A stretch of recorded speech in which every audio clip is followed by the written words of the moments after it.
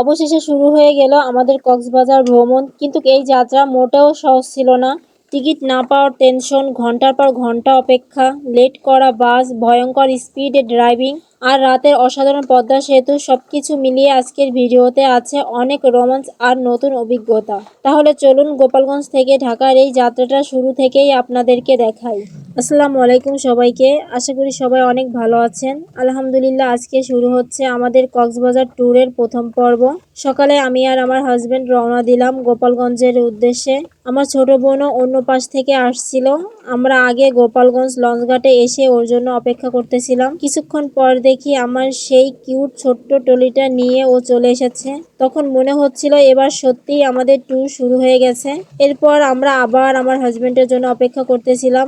উনি একটু মার্কেটে গিয়েছিল। উনি চলে আসার পর আমরা সবাই একসাথে রওনা দিলাম গোপালগঞ্জ পুলিশ লাইনের দিকে। পুলিশ লাইনে এসে শুরু হলো নতুন ঝামেলা। ঢাকার এয়ারপোর্টে টিকিটই যেন পাওয়া যাচ্ছিল না। কি একটা সমস্যার কারণে কোনো বাসই ঠিক মতো যাচ্ছিল না। অনেক চেষ্টা করার পর অবশেষে ইমাদ পরিবহনের টিকিট পেলাম। টিকিট কেটে আমরা কাউন্টারে বসে গল্প করতে লাগলাম। কক্সবাজার গিয়ে কোথায় ঘুরবো, কি করব, এসব নিয়েই আমাদের পুরো সময়টা কেটে যাচ্ছিল।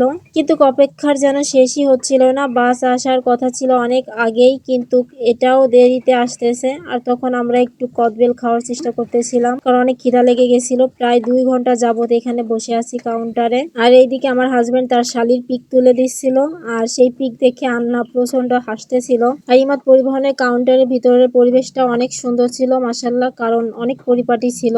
আর আমাদের অপেক্ষা করতে করতে প্রায় সন্ধ্যা 6টার সময় হচ্ছে বাস চলে আসে। সেদিন অন্য কোনো বাসও ছিল না, তাই অপেক্ষা করা ছাড়া আর কোনো উপায়ও ছিল না। অবশেষে আমরা বাসে উঠে পড়লাম।